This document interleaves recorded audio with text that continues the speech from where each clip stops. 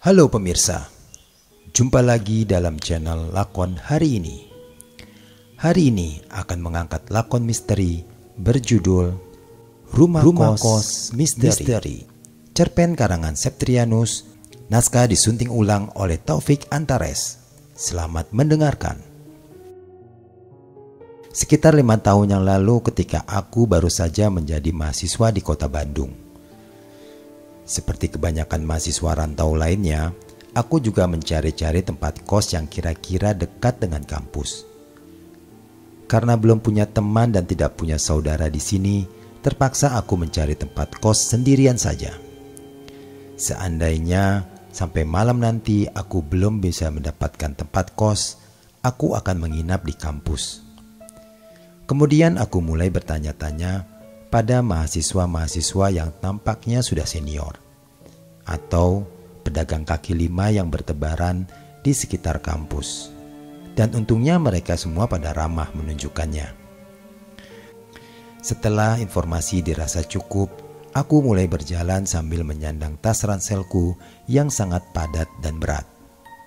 Aku menelusuri trotoar di sepanjang jalan menuju ke daerah yang ditunjukkan oleh orang-orang tadi.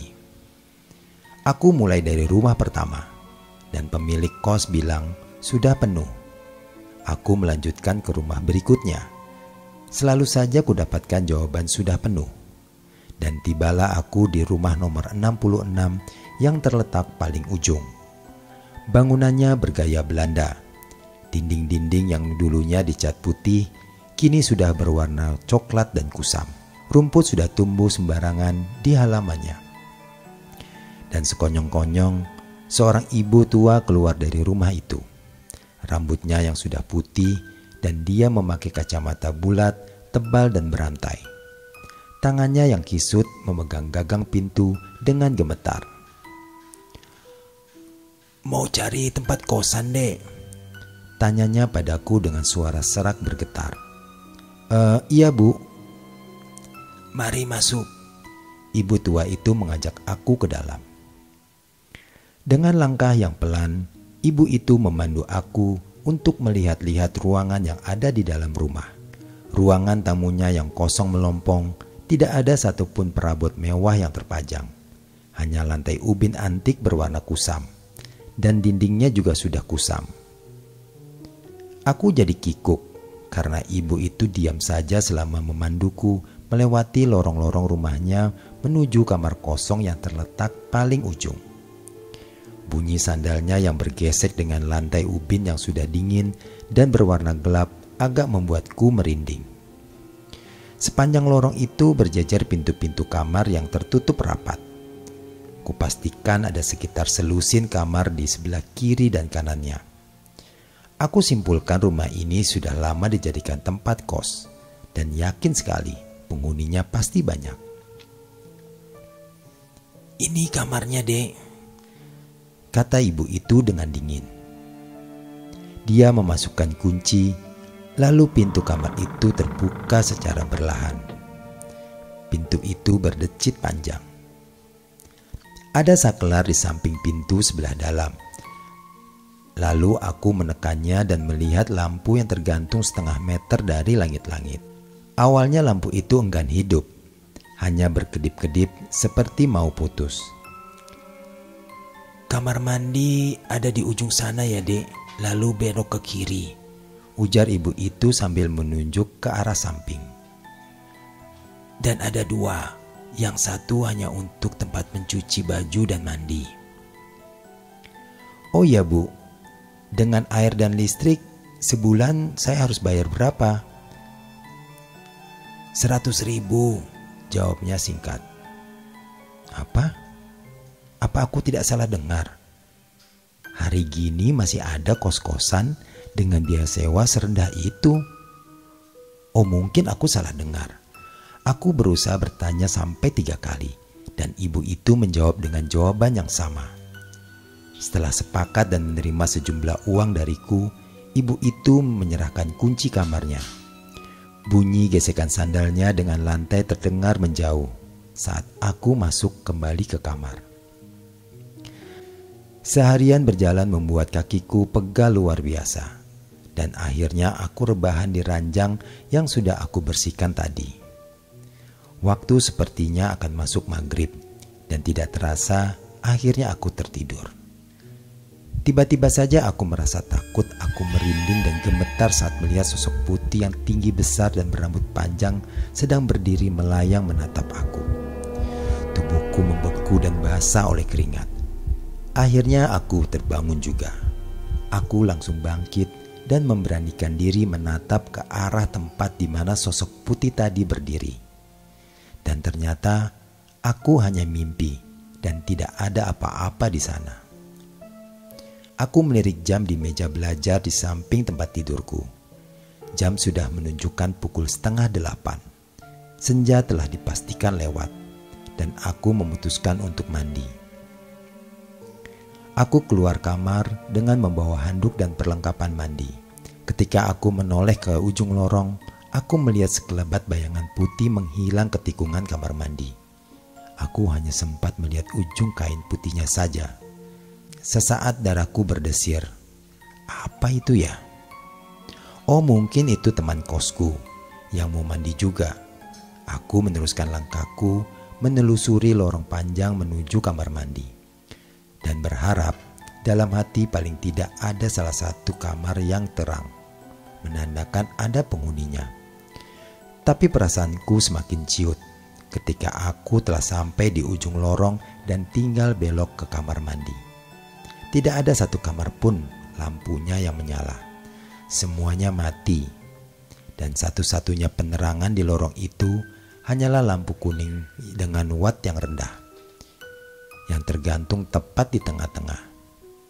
Ya, alih-alih membuat terang, efek temaram yang dihasilkan malah mendukung suasana horor yang menegakkan bulu kudukku. Tibalah aku di depan kamar mandi yang memiliki 2 pintu. Yang satu tertutup dan terdengar suara gemercik air seperti orang sedang mandi. Satunya lagi terbuka. Lalu aku masuk ke dalam. Aku sudah sampai pada setengah dari acara mandiku ketika aku sadari siraman-siraman air di sebelah kamar mandiku sudah tidak terdengar lagi. Aku berpikiran mungkin dia sudah selesai. Tapi aku tak yakin karena aku tidak mendengar suara pintu dibuka. Saat kukira dia benar-benar sudah keluar dari kamar mandi, tiba-tiba aku dikagetkan oleh bunyi sesuatu yang besar dan berat jatuh dan terbentur benda keras. Lalu aku keluar kamar mandi dan menggedor pintu. "Kamu tidak apa-apa?" tanyaku dengan cemas. Aku terus menggedor pintu. Setelah beberapa kali bertanya dan tetap tidak ada jawaban, aku benar-benar dilanda panik. Akhirnya aku putuskan untuk menendang pintu itu. Sebelum aku tendang, tiba-tiba suara gemercik air shower berbunyi kembali. Dan aku segera mengurungkan niatku. "Hei, kamu benar-benar tidak apa-apa?" tanyaku. "Jawablah sedikit. Kalau terjadi apa-apa bagaimana coba?" kataku dengan nada kesal. Tapi tidak ada jawaban sama sekali. Bahkan suara percikan air itu sudah mulai berkurang dan beberapa menit kemudian berhenti total. Tak ada suara lagi. Hening yang menyelubungi udara di sekitarku. Kurasa dia sudah selesai dan mau keluar. Aku menunggu hampir 1/4 jam dan mulai merasa bosan. Tapi dia malah tidak kunjung keluar dari kamar mandi. Pintu kamar mandi itu tidak bergeming sedikit pun. Aku mulai curiga. Jangan-jangan dia memang terjatuh dan pingsan. Kurasa sekarang bukan waktunya main-main lagi. Aku benar-benar kesal bercampur cemas. Aku bangkit dari sandaranku dan menuju kamar mandi itu. Namun baru saja berjalan beberapa langkah, aku mendadak berhenti. Kulihat pintu itu terbuka sendiri, seperti seseorang baru saja selesai mandi dan membuka pintunya. Aku menahan nafas, menunggu seseorang keluar dari pintu itu. Namun pintu itu hanya bergoyang sedikit. Aku memberanikan diri maju beberapa langkah lagi, berusaha mengintip dari balik celah. Aku memicingkan mata, berusaha melihat fokus apa memang ada seseorang di dalamnya. Sebenarnya aku sudah merasa takut, jantungku sudah berdebar sangat kencang, dan kurasakan kedua telapak tanganku dingin dan gemeteran. Tapi aku tetap memberanikan diri membuka pintu itu lebih lebar lagi. Aku membuka pintu itu lebar-lebar, seolah pintu itu terbuat dari besi yang panas. Karena gelap, aku melongok ke dalam. Samar-samar ku amati semua sudut kamar mandi itu, dan malangnya aku tidak menemukan siapapun. Oh, ini sungguh menyebalkan. Apa kos ini ada hantunya ya? Aku berlari seperti orang yang kesurupan dan berteriak sekencang-kencangnya. Dalam beberapa detik, aku sampai juga di pintu keluar di ujung lorong. Aku tidak berani melirik ke kamar mandi yang gelap. Pikiranku sudah tidak bersahabat. Bayang-bayang horor lainnya seperti sesuatu yang lebih mengerikan lagi sedang menunggu dari kamar mandi mulai bermunculan di benakku. Ketakutanku semakin menjadi-jadi. Setelah berhasil keluar, aku berharap ibu kosku mendengar teriakan histerisku tadi. Tapi tidak. Dia tidak muncul dari kamarnya. Kurasa dia tidur pulas. Sudahlah. Yang penting aku keluar dari tempat ini. Aku menyempatkan diri untuk berbalik dan memandang ke seluruh bagian rumah. Kali ini aku benar-benar terkejut dan setengah tak percaya. Kali ini aku benar-benar terkejut dan setengah tidak percaya. Rumah tempat kos itu sama sekali gelap. Tidak ada lampu dimanapun. Tetapi meski malam hari, aku masih bisa melihat dengan jelas. Ternyata rumah itu tinggal puing-puingnya saja. Beberapa bagian atap sudah banyak yang bolong. Tumbuhan rambat liar tumbuh subur menutupi sebagian besar dinding yang berlumut. Ya Tuhan, apa yang terjadi pada diriku? Sore tadi aku masih menemukan tempat ini seperti rumah biasa. Tidak ada bekas ditelantarkan sedikit pun. Tapi sekarang pemandanganku seolah baru saja disingkapkan dan kusaksikan kenyataannya sungguh jauh berbeda. Rumah ini benar-benar tinggal puing dan hancur. Dibiarkan terlantar bertahun-tahun hingga semak sudah tumbuh setinggi dada. Lalu ibu kos itu siapa ya? Aku terengah-engah ketika sampai di gerbang pintu masuk komplek perumahan itu. Saat berikutnya, aku menyeberang jalan dan di sana kulihat ada warung yang masih buka. Aku berjalan ke sana dan masuk ke dalam warungnya. Barulah aku merasa agak tenang dan aku menceritakan semua kejadian yang kualami ke ibu pemilik warung itu. Setelah semuanya kuceritakan, ibu pemilik warung itu kemudian menceritakan semuanya. 20 tahun yang lalu, sebuah rumah paling ujung bernomor 66 mengalami kejadian tragis. Awalnya seorang mahasiswa mati bunuh diri di kamar mandi dengan cara menggantung diri. Semua teman kosnya berpendapat dia berhalusinasi dan tertekan karena dihantui oleh penampakan hantu wanita di kamarnya.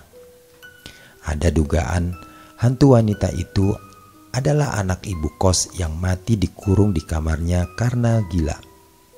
Tapi beberapa tahun setelah itu, rumah itu terbakar dan menewaskan ibu kos itu sendiri, termasuk beberapa anak kos yang terperangkap di kamarnya.